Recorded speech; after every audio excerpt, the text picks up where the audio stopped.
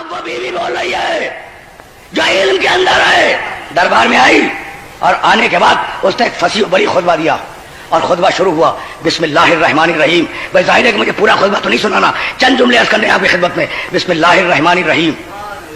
الحمد علامہ انعما والشکر علامہ الہما. حمد و شکر ہے اس اللہ کا، اس اللہ کی حمد ہے، اس اللہ کا شکر ہے کہ نعمت نبوت کے لیے اور نعمت وحی کے لیے ہمارے گھرانے کو منتخب کیا، کسی اور گھر کو منتخب نہیں کیا.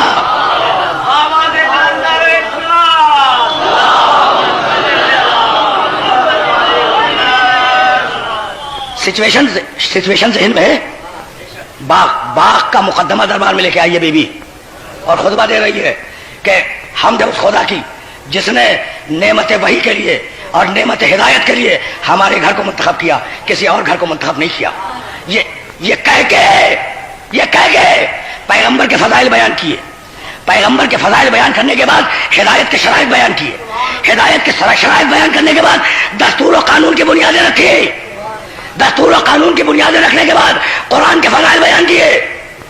قرآن کے فضائل بیان کرنے کے بعد جاہلیت کے حالات بیان کیے کہ تم ایسے تھے، تم ایسے تھے، تم ایسے تھے. میرے باپ نے آگے بدل دیا. تم اونٹنی کا پیشاب پینے والے، تم اونٹنی کی مینگنی کھانے والے، میرے باپ نے تمہیں انسان بنایا. اور کسی کی مجال نہ ہوئی یہ کہنے کی کہ بی بی تم یہ کیا کہہ رہی ہو.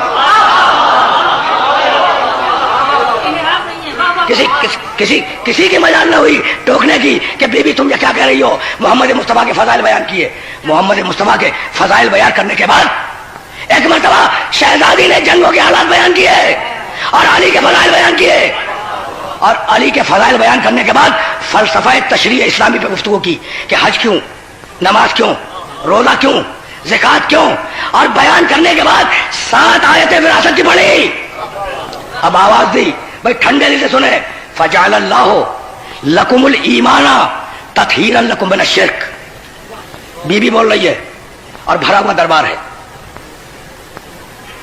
بھائی میں آپ کی توجہات خصوصیت سے اس منزل پہ مقبول کرانا چاہ رہا ہوں. بی بی جب آئی ہے نا تو ام ایمن کے شانے پہ ہاتھ رکھ کے آئی ہے.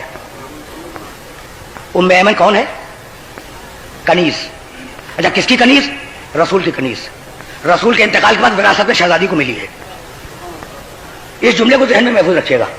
ام ایمن رسول اسلام کی کنیز ہے.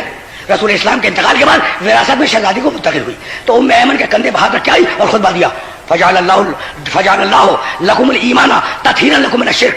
اللہ نے ایمان کو تم پر اس لیے واجب کیا کہ تمہارے دلوں کو شرک سے طاہر کر دے. والصلاۃ تنزیہا لکم عن الکبر. اور نماز کو اس لیے واجب کیا کہ تمہارے دماغوں سے تکبر کی ہوا نکل جائے.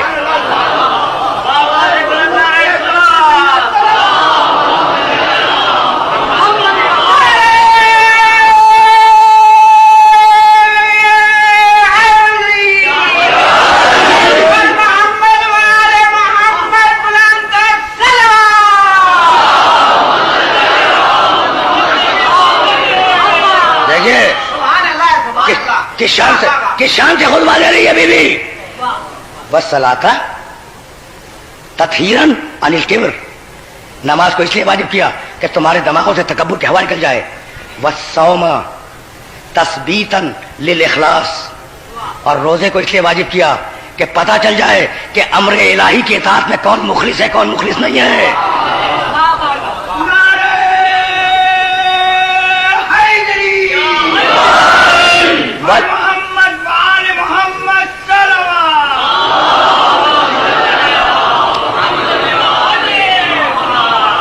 والصيام تثبيتا للاخلاص. اخلاص کو جانچنے کے لیے روزے کو واجب کیا.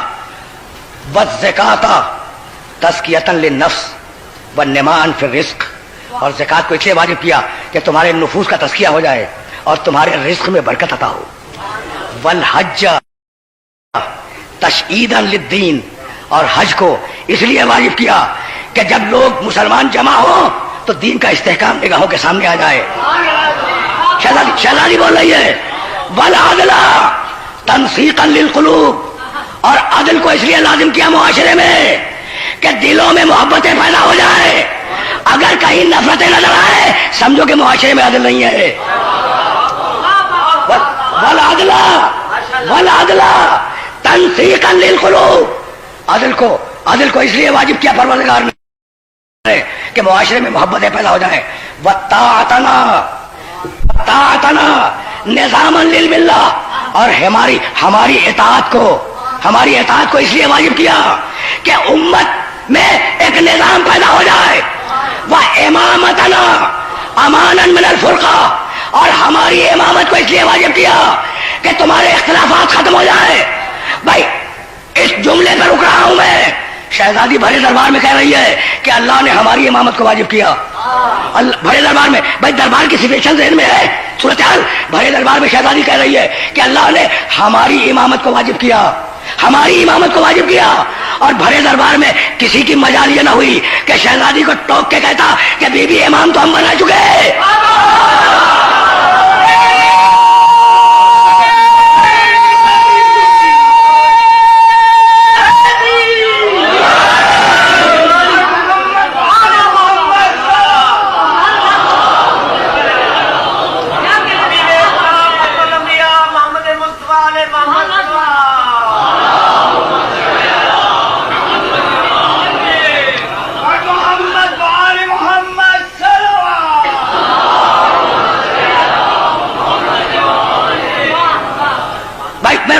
روک کے جملہ کرنا چاہتا ہوں. بھائی نماز شہود ہے، پڑھتے ہوئے آپ دیکھ سکتے ہیں، لیکن نماز کیوں واجب ہوئی؟ غیب ہے. میں نے بات کہہ دی. بھائی رکھا ہوا روزہ آپ دیکھ سکتے ہیں کہ روزہ رکھا ہوا ہے، لیکن روزہ کیوں واجب ہوا؟ یہ غیب ہے. تو بیوی کی نگاہ علم الہی کے غیب کو دیکھ رہی تھی اور بتلا رہی تھی. توجہ رہے، بتلا رہی تھی کہ بھائی روزہ اس لیے واجب ہوا، نماز اس لیے واجب ہوئی، حج اس لیے واجب ہوا، زکات اس لیے واجب ہوئی، عدل کو اس لیے واجب کیا گیا، ہماری اطاعت کو اس لیے واجب کیا گیا، اور ہماری امامت کو اس لیے واجب کیا گیا. تو جیسے ہی کہا کہ ہماری امامت کو واجب کیا گیا تو کوئی تو کہہ دیتا کہ بی بی تم یہ کیا کہہ رہی ہو، ہم امام تو بنا چکے ہیں. تو بھائی اب کچھ بات سمجھ میں آئی. شہزادی خرمے کے درختوں کا مطالبہ کرنے نہیں گئی تھی، یہی بتلانے گئی تھی کہ تمہارے بنائے ہوئے امام اور ہے، اس کے بنائے ہوئے امام اور ہے.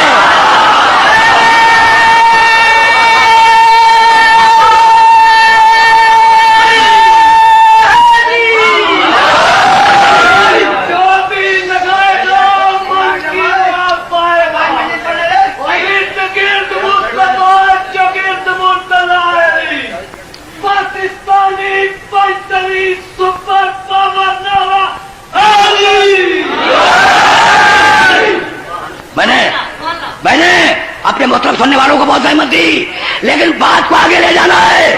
تشریح اسلامی کے فلسفے میں گفتگو کی کر دی نا گفتگو. نماز یوں واجب ہوئی، روزہ یوں واجب ہوا. اور جب سب کہہ چکی تو ایک مرتبہ، بھائی توجہ رہے، ایک مرتبہ 7 آیتیں پڑھی وراثت کی جو قرآن میں ہے. للذکر مثل حظ الانثیین یرثنی ویرث من آل یعقوب. آیتوں پہ آیتیں پڑھ رہی ہیں، اور جب 7 آیتیں پڑھ لی وراثت کی تو حاکم کو مخاطب کر کے کہا کہ بھائی یہ کون سا فلسفہ ہے؟ اترث اباک ولا ارث ابی. تجھے تیرے باپ کی وراثت مل جائے، مجھے میرے باپ کی وراثت مل جائے.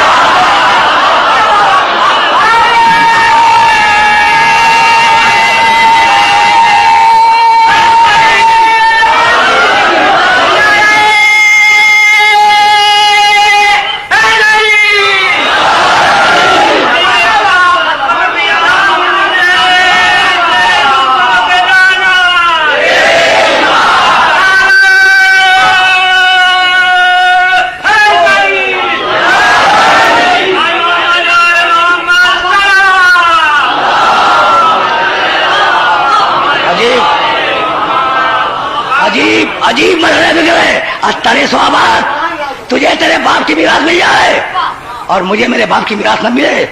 حکومت نے کہا کہ بی بی ہم کیا کریں، آپ ہی کے باپ کی روایت ہے، مشہور ہے نا، روایت بہت مشہور ہے کہ نحنو معاشر الانبیاء لا نرث ولا نورث.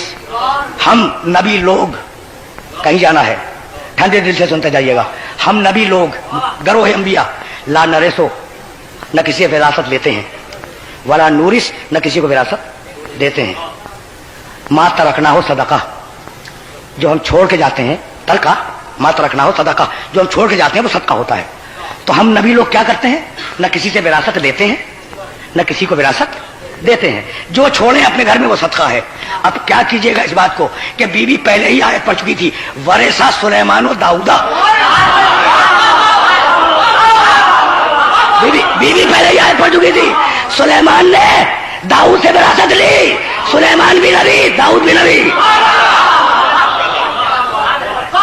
तो खुरमे के दरख्तों का मुतालबा करने नहीं गई थी, पूछने गई थी कि पूरे कुरान पे एतमाद है या आधे कुरान पे एतमाद है।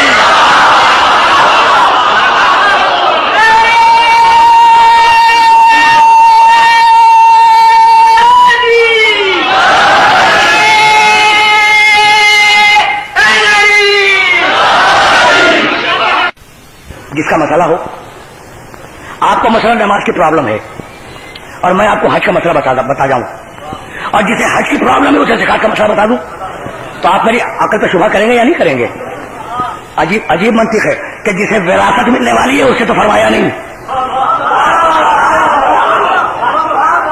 और गैर मुताल्लिक शख्स से फरमा गए, यानी है ना काबिल गौर बात, लेकिन मान लो कहा कि नहनु माशरुल अंबिया ला नरिसु वला नूरिस, हम नबी लोग न किसी की विरासत लेते हैं न किसी को विरासत देते हैं। माँ तरकना हो सदका, तो बीवी ये तो आपके बाप ने कहा था, लेकिन फिर भी अगर आप कोई गवाह लाई हैं तो पेश करें। अगर आप कोई गवाह, मैं पूरा वाकया नहीं बयान नहीं कर रहा हूँ, बहुत तफसीली है वाकया, अगर आप कोई गवाह लाई हैं तो उसे पेश करें। तो कंधे पे हाथ ना उम्मे ऐमन के, उम्मे ऐमन को थोड़ा सा आगे कर दिया, कहा यही तेरी गवाही के लिए काफी है।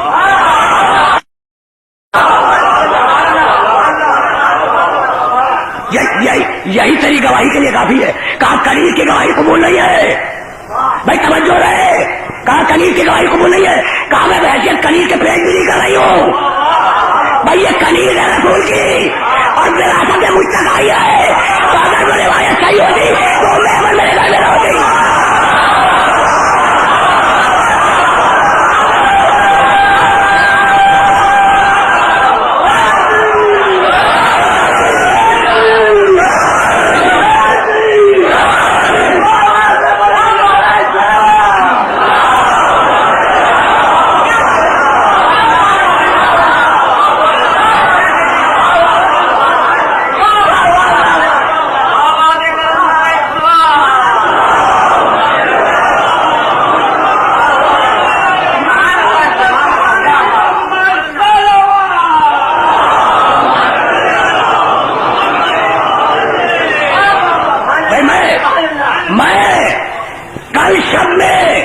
इमाम बारगाह बुसरा भी अर्ज कर रहा था कि अरे मोहम्मद ने रोटियां उठा के दे दी, भूखे रहे, तो जिन्होंने ली थी रोटियां कोई उन पर तनकीद करता है? नहीं करता ना, इसलिए कि अपनी मर्जी से दे दी थी। लेकिन वही रोटियां अगर वो छीन लेते तो आज वो तनकीद का निशाना बनते या नहीं बनते? तो भाई यही तो कहता हूं कि भाई मांग लेते फिर तो बेहतर था।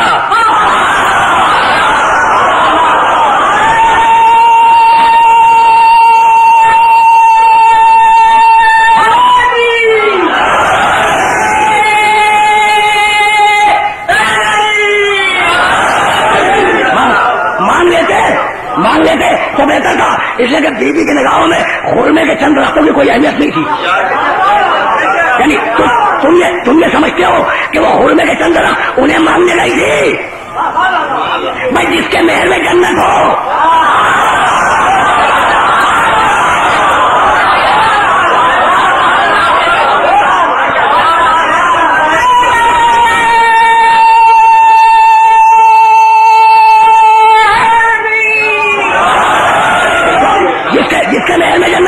वो हुरमे के दरख्त मांगने जाएगी, खुदा की कसम नहीं। अच्छा तो फिर गई क्यों? भाई मजाक है फातिमा का घर से कदम निकालना, खुदा की कसम मजाक नहीं है, तो फिर क्यों गई? भाई बीवी मैदान में क्यों आई? बीवी ने घर से कदम क्यों निकाला? बीवी ने दरबार में खुदा क्यों दिया? खुरमे के दरख्तों के लिए नहीं, خورمے کا دستوں کے نہیں، پورا واقعہ ذہن میں رہے. اب ایک جملہ کرنا چاہ رہا ہوں بھائی، بیوی نے آیتیں پڑھی، جواب میں حدیث پڑھی گئی، یہی ہوا نا. تو بیوی کہنے یہ گئی تھی، خورما مانگنے نہیں گئی تھی. بیوی کہنے یہ گئی تھی بھائی توجہ رہے کہ کل میرا باپ حدیث لکھنا چاہتا تھا تو تم نے کہا تھا کہ قرآن کافی ہے، اور آج میں قرآن کی آیتیں پیش کر رہی ہوں.